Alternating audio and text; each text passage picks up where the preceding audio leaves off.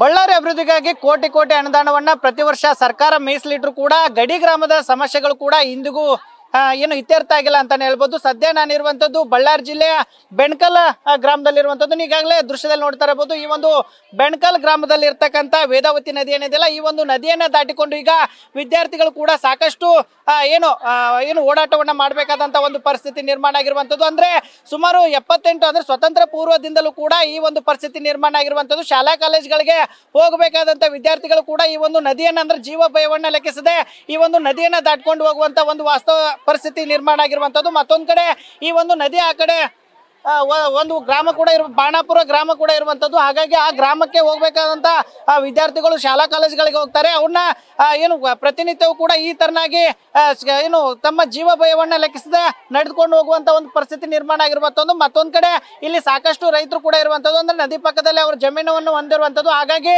ಪ್ರತಿನಿತ್ಯವೂ ಕೂಡ ಏನು ರೈತರು ಕೂಡ ತಮ್ಮ ಎತ್ತಿನ ಬಂಡಿಗಳ ಮೂಲಕ ಈ ತರನಾದಂತ ಸಮಸ್ಯೆಗಳನ್ನ ಅಂದ್ರೆ ಆ ಜೀವ ಭಯವನ್ನ ತೊರೆದು ಏನು ಎತ್ತಿನ ಬಂಡಿಯನ್ನ ಓಡಿಸ್ಕೊಂಡು ಹೋಗುವಂತ ಪರಿಸ್ಥಿತಿ ನಿರ್ಮಾಣ ಆಗಿರುವಂತದ್ದು. ಮತ್ತೊಂದ್ ಕಡೆ ತಮ್ಮ ಹೊಲದಲ್ಲಿ ಬೆಳೆದಂತ ದವಸ ಧಾನ್ಯಗಳನ್ನ ತರಬೇಕಾದ್ರೂ ಕೂಡ ಏನು ಈ ಒಂದು ನದಿಯನ್ನು ನಾಟಿಕೊಂಡೆ ಅಂದ್ರೆ ಹರಿವ ನದಿಯನ್ನ ಅಂದ್ರೆ ಜೀವ ಭಯ ಲೆಕ್ಕಿಸದೆ ಈಗ ಹರಿವ ನದಿಯನ್ನೇ ಏನು ಅದರಲ್ಲಿ ಕೂಡ ನಡೆದುಕೊಂಡು ಹೋಗುವಂತ ಒಂದು ವಾಸ್ತವ ಸ್ಥಿತಿ ನಿರ್ಮಾಣ ಆಗಿರುವಂತದ್ದು. ಅಂದ್ರೆ ಸಾಕಷ್ಟು ಏನು ರಾಜಕೀಯ ನಾಯಕರು ಈ ಒಂದು ಗ್ರಾಮಕ್ಕೆ ಭೇಟಿ ನೀಡಿದ್ರು. ಆದ್ರೆ ಚುನಾವಣೆ ಹೊತ್ತಿನಲ್ಲಿ ಮಾತ್ರ ಈ ಒಂದು ಗ್ರಾಮಕ್ಕೆ ಬರ್ತಾರೆ. ಸುಮಾರು 4900 ಮತದಾರರು ಕೂಡ ಈ ಒಂದು ಗ್ರಾಮದಲ್ಲಿ ಇರುವಂತದ್ದು. ಆದ್ರೆ ಇಷ್ಟರ ಮಟ್ಟಿಗೆ ಈ ಒಂದು ಗ್ರಾಮದಲ್ಲಿ ಬ್ರಿಡ್ಜ್ ನ ಸಮಸ್ಯೆ ಇರುವಂತದ್ದು. ಹಾಗಾಗಿ ಏನು ಈ ಒಂದು ಸೇತುವೆ ನಿರ್ಮಾಣ ಮಾಡಬೇಕಾದಂತ ಏನು ಅಧಿಕಾರಿಗಳು ಆಗ್ಲಿ ಅಥವಾ ಜನಪ್ರತಿನಿಧಿಗಳು ಯಾವುದಕ್ಕೂ ಕೂಡ ತಲೆ ಕೆಡಿಸ್ಕೊಂಡಿಲ್ಲ. ಹಾಗಾಗಿ ಇಲ್ಲಿನ ರೈತರು ಕೂಡ ಸಾಕಷ್ಟು ಅಂದ್ರೆ ಜೀವ ಭಯವನ್ನ ಹಿಡಿದುಕೊಂಡು ಅಂದ್ರೆ ಜೀವದ ಭಯವನ್ನ ಹಂಗನ್ನ ತೊರೆದು ಈಗ ನದಿ ದಾಟುವಂತ ಒಂದು ದೃಶ್ಯ ನಿರ್ಮಾಣ ಆಗಿರುವಂತದ್ದು. ಇನ್ನಾದ್ರೂ ಅಧಿಕಾರಿಗಳು ಅಥವಾ ಸರ್ಕಾರ ಎಚ್ಚೆತ್ತುಕೊಂಡು ಈ ಒಂದು ಗ್ರಾಮಕ್ಕೆ